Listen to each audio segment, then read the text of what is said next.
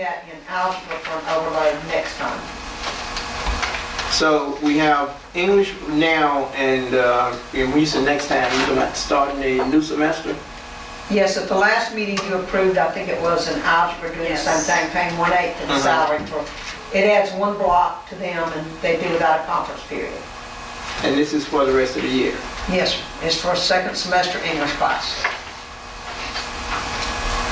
Any other discussion or questions? All in favor? Aye. All The opposed? resolution. Okay. Number 9, request to build hallway barrier. Do I have a motion to second? Discussion. Would I have a second? I'll second. Second. Discussion.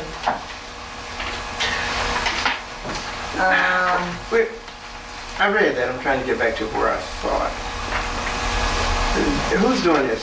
USM. They're gonna pay for everything? Yes, sir. It's something that can be removed. That's what I'm about to say, is it, when we said that, is that gonna be a semi-permanent, I guess you would call it. It's a semi-permanent. structure, it's safe, but it can be taken down. It meets all the requirements of the children having access in and out in case of fire.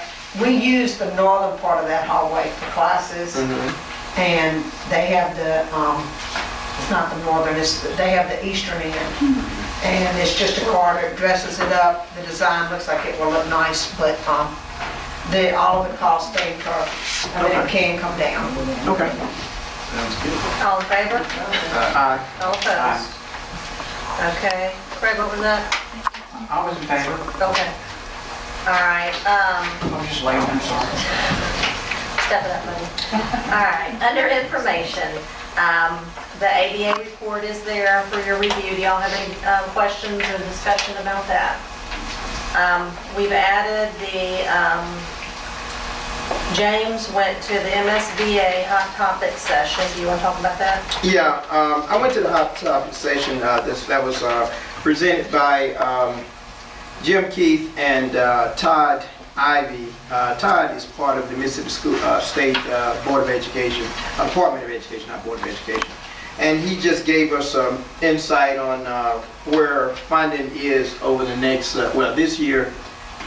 We pretty much know what 2010, 2011 is and what 2012 is. And I was stated before, we were cut, I think it was $200 million in MEAP for 2010, 2011.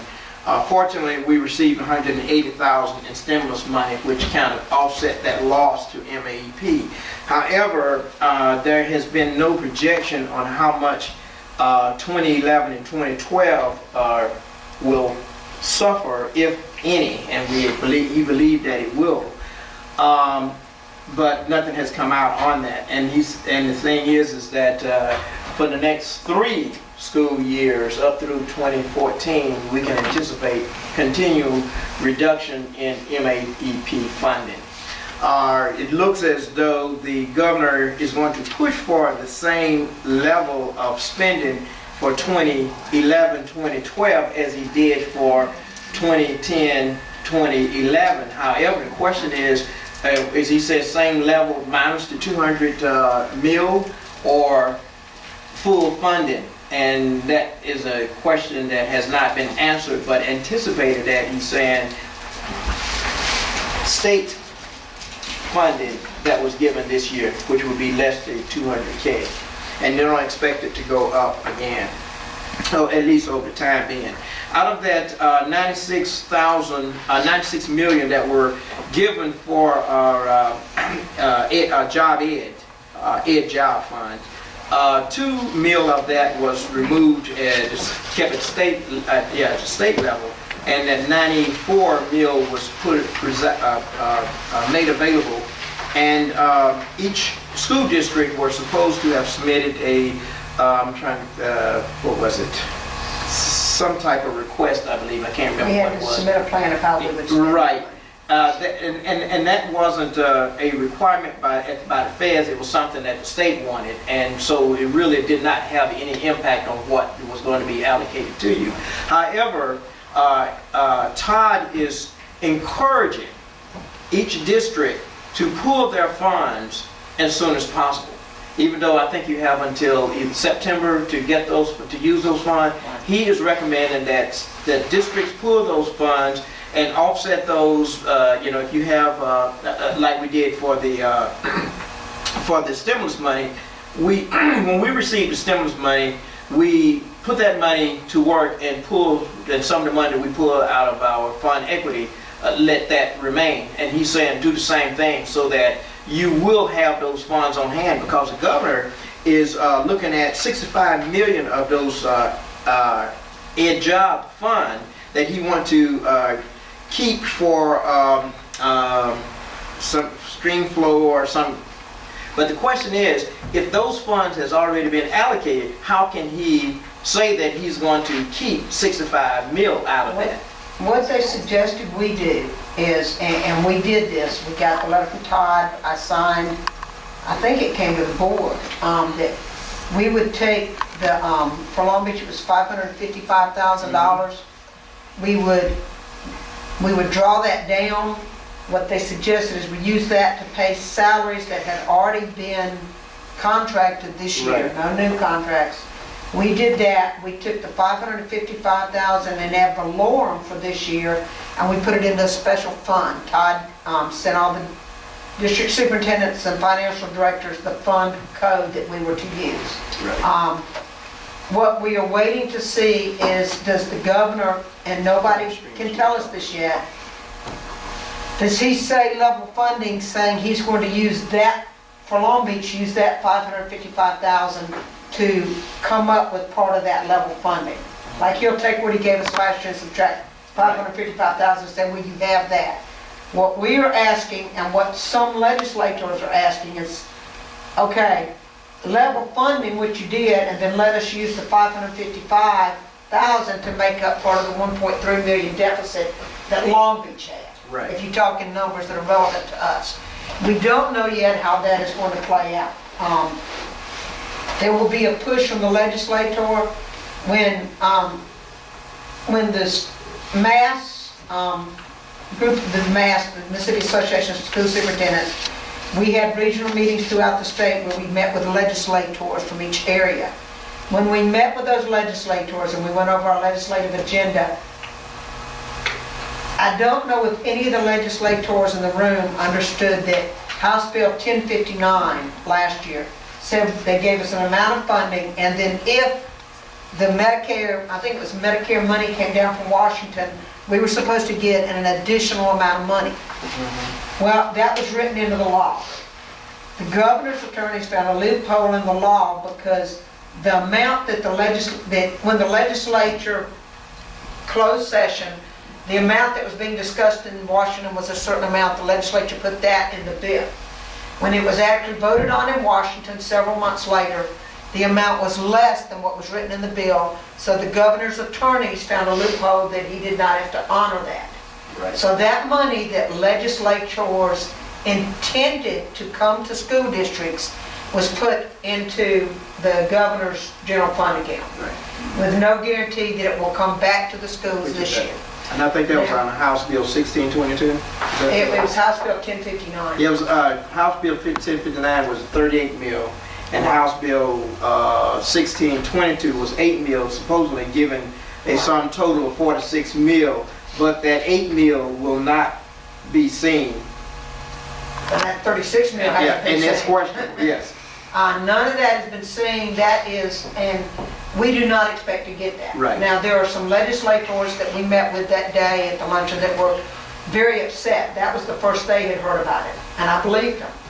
And they were going back and looking into it, but, the governor and his legal advice, I'm sure that it actually absolutely was legal, what he did. So we are just dealing with, we didn't get it. It was supposed to come to us, we didn't get it. So, we don't know what will happen with that. But that $555,000 in job bills we have put aside, we have not touched. Right. And I think most districts did that. There are a few districts that said their numbers were so high, they went ahead and they hired teachers. Most of us said, there's no guarantee numbers won't go up, so we're not going to touch that money.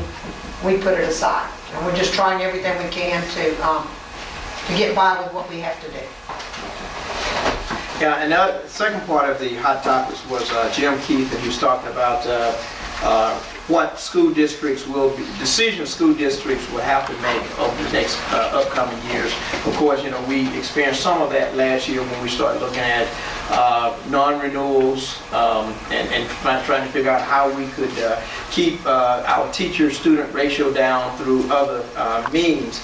And what he's suggested that we continue to do that.